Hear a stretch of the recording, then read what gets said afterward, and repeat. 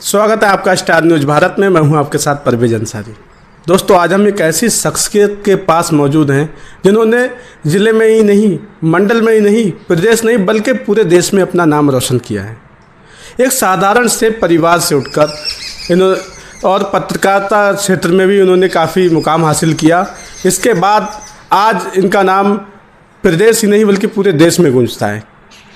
हम बात कर रहे हैं एशियन लॉ कॉलेज के चेयरमैन साहब नंद किशोर जी की।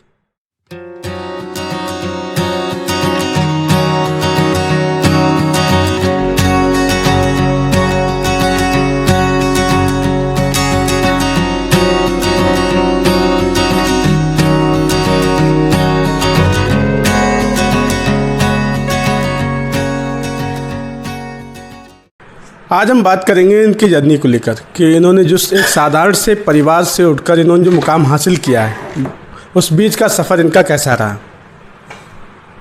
सबसे पहले स्टार न्यूज़ भारत में आपका स्वागत है।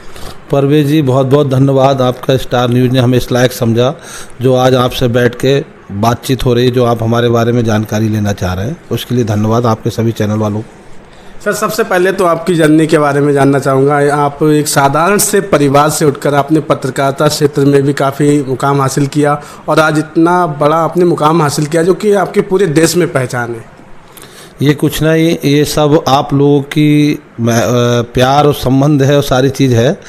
तो इससे ये कि सबसे पहले आप कोई भी काम करें तो अपना एक कंसेप्ट क्लियर होना चाहिए। शिक्षा एक ऐसी चीज़ है जो हर क्षेत्र में आपको रास्ता बनाती है। जब तक हम लोग के पास शिक्षा नहीं है तो हर क्षेत्र में हम नहीं पहुंच सकते। तो हम जब नवाबगंज में रहते थे तो हमारी शिक्षा यहाँ बहुत कम थी। तो उस समय पत्रकारिता जी 12th पास थे। उसके बाद हमने ग्रेजुएशन करा, MA करा, MBA करा, MBA करा, फिर LLB करा, फिर उसके बाद करते करते ITI भी करा, फिर LLM किया, फिर PhD करा। तो कुल मिला के जब हम किसी चीज़ की उसमें घुसते हैं तो जब तक अंदर तक नहीं घुसेंगे तब तक हमें था नहीं मिलेगी क्या होता है, कैसे होता है। तो हमारे पड़ोस में एक पवन शुक्ला जी थे, वो जज थे, हमारे मित्र भी हैं, पड़ोसी भी हैं। तो वो जज बनने के बाद तो लगा कि हमको भी करना चाहिए। तो हमने नहीं, ऐसा कुछ नहीं, उससे भी बड़ा आप काम कर सकते हो। वो तो एक जज हैं, लेकिन हमने तो जज और वकीलों की फैक्ट्री डाल दी है। इसमें काफ़ी मेहनत करनी पड़ी, रातों की नींद उड़ानी पड़ी, क्योंकि जिस समय हम अध्ययन करते थे उस समय जॉब भी करना था, बच्चों को भी पालना होता था है, और उस समय अपने आप भी पढ़ाई करना, तो एक अपने आप में बहुत बड़ी मुश्किल होती है। उस टाइम में हमने प्लान बनाया तो इतना हमारे पास हमारी बैकग्राउंड में इतना पैसा भी नहीं था, लेकिन सबसे पहले हमने LLM करने के बाद एक लक्ष्य बना लिया कि हमें अपने क्षेत्र में एक डिग्री कॉलेज लॉ का खोलना है। वो इसलिए खोलना कि हमारे जब क्षेत्र का बच्चा जज बनेगा, वकील बनेगा, उसमें पहुंचेगा हाई कोर्ट, सुप्रीम कोर्ट में, तो हमारा नाम होगा बस। तो इसलिए हमने प्लान बना के सबसे पहले LLB का अपना कॉलेज खोला। जो कॉलेज खोलने में इन्वेस्टमेंट काफ़ी हुआ, जिसमें काफ़ी नगर के लोगों ने हमारा सहयोग करा, बाहर के लोगों ने सहयोग करा। वो हमारे धन्यवाद के पात्र हैं जिन्होंने उस मुसीबत के टाइम में हमें सहयोग दिया था। आपने जो कॉलेज खोला, इतना बड़ा कॉलेज, तो ये आपने प्लानिंग जो है कब से थी आपकी? क्या बचपन से ही आपके माइंड में कुछ ऐसा चलता था?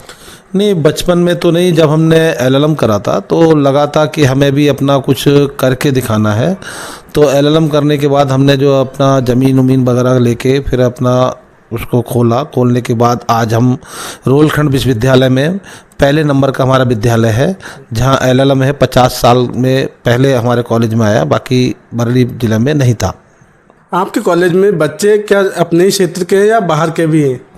देखो, ये कॉलेज जो है थोड़ा नवाबगंज से 2-3 किलोमीटर दूर है, लेकिन यहाँ पे जो खोलने का रीज़न ये था कि यहाँ हर स्टेट, हर ज़िला का व्यक्ति कनेक्टिविटी मिलती है ट्रेन से। तो यहाँ हर स्टेट का बच्चा है, कंट्री तो नहीं कह सकते, लेकिन हर स्टेट का बच्चा अपने यहाँ पढ़ता है।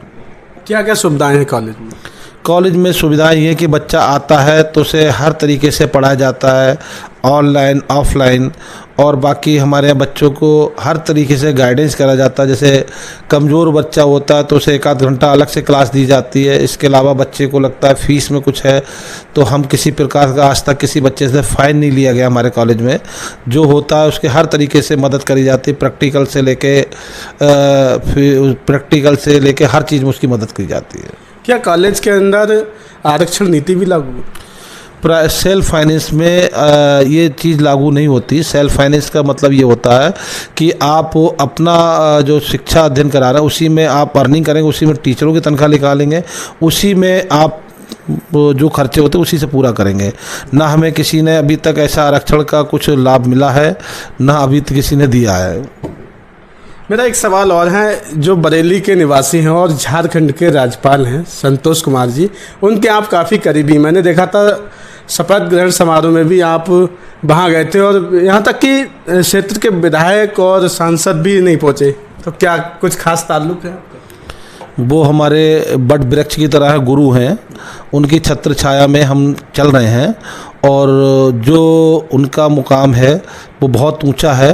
उन्हें किसको अच्छा लगा किसको ख़राब लगा, उन्हें कुछ सोचा होगा तो हमें बुलाया गया, हम चले गए। हम तो साधारण व्यक्ति हैं, हमारा तो परिवार का रिश्ता है वहाँ पे। आप समाज सेवा में भी काफ़ी सक्रिय रहते हैं, लेकिन इसके बावजूद मैंने एक आपका जो इंटरव्यू देखा था उसमें कुछ कहा जा रहा था जैसा कि इलेक्शन को लेकर कुछ तैयारियां आपकी, क्या ऐसा कुछ है?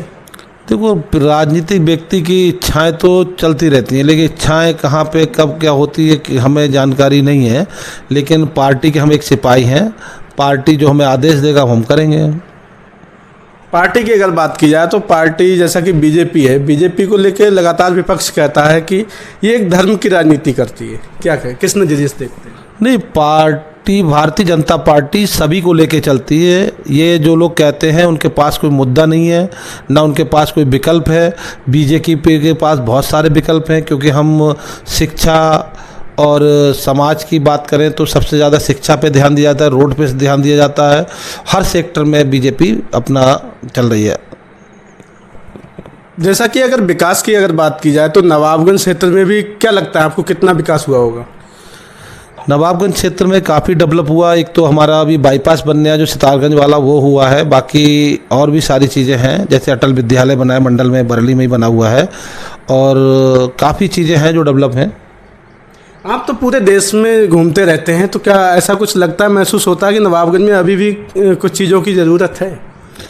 नहीं, नवाबगंज सब में भरपूर है। जो कस्बे के हिसाब से देखा जाए, बहेड़ी, फरीदपुर, औला, इनसे तो डेवलप ही है। हमारे यहाँ मतलब ज़्यादा नवाबगंज में लड़ाई झगड़ा इस टाइप की कोई फसाद नहीं होते हैं। नवाबगंज में ना किसी पर टिप्पणी टिप्पणी होती है।